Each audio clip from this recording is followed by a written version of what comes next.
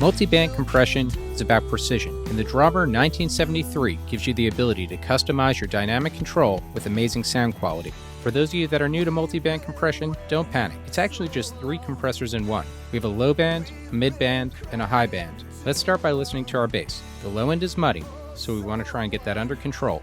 The top end has a little too much high-end finger attack, so we want to control that too. We want to really focus on bringing out the nice sound quality of the mids. Let's start by shift-clicking our status to solo the low band, and then make some adjustments. We're going to keep a fast attack and a slow release to keep it under control, and let's adjust our crossover to isolate the lows.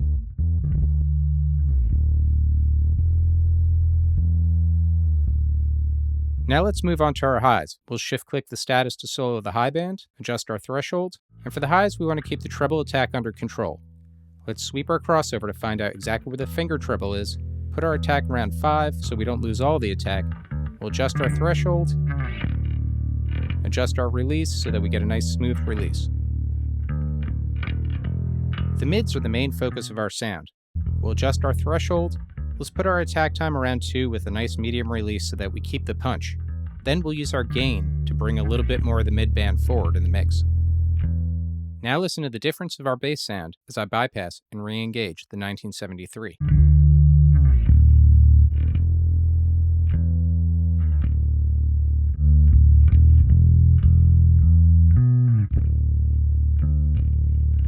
Now the drums are going to be a little trickier. We're going to start by isolating the kick drum, and we'll use the big switch so that we could beef up that kick drum and add some nice snap and attack.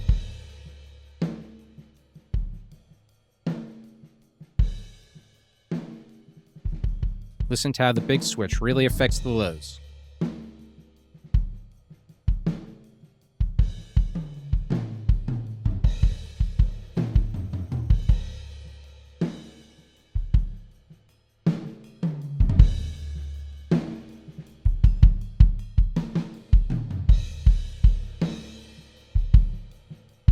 Now let's move over to the high band and target the cymbals. Now we have an air switch, which is great for targeting high frequencies, but listen to what happens. It actually brings out a little too much sibilance in the cymbals, so for this example, we'll leave it off.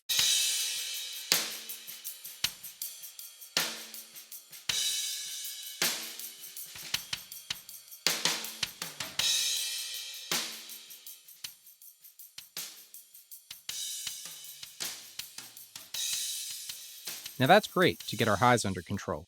Now in order to make the drums a little more interesting, I'm going to crush the mid band quite a bit. A slower attack allows the transients to come through, and a fast release retains a nice pumping quality. Now that we've made a ton of improvement to our drums, let's parallel mix some of the dry signal in by using the mix knob.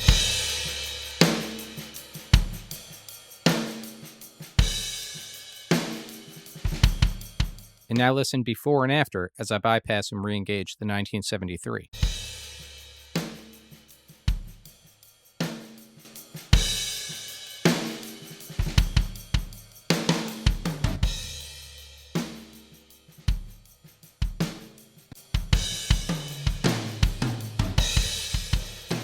Now for the master track, let's take a look at some mid-side processing. Now everything we've been doing has been in stereo mode, but we could also use the Drawmer 1973 in mid and side mode. I'm going to flip over to mid, and let's start by keeping the low end nice and tight at 50 Hz. This is where our bass and our kick drum are going to reside.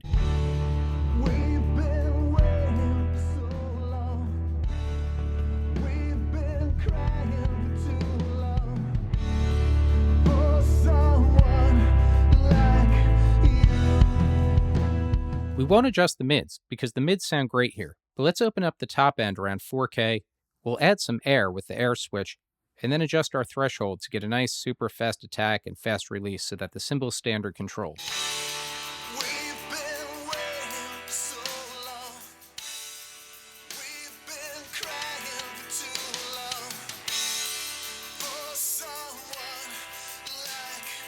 Now let's switch over to our sides. For the sides, I really don't want any of those low frequencies. So I'm going to leave my low frequency crossover around 50 Hz and bring my gain all the way down, and also adjust my threshold. Let's again focus on the highs so that we could open up the cymbals. We'll turn the air switch on, and then we'll push the sides to be a little bit wider using the gain knob with a super fast attack and a nice fast release.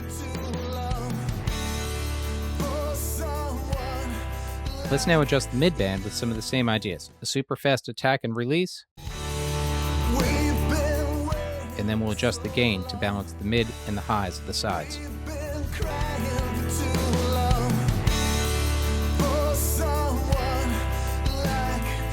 At this point, now that we've done our sculpting on the mid and the sides, we could parallel mix using the mix knob, and we could readjust that center image of the mids to get that perfect center mix.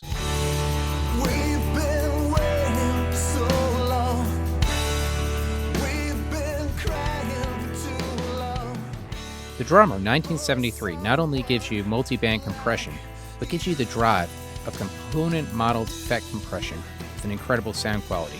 Flip the big and air switches to add some additional character to your mix, or widen your stereo image using mid-side mode so that you could take your multi-band compressor to an entirely new level.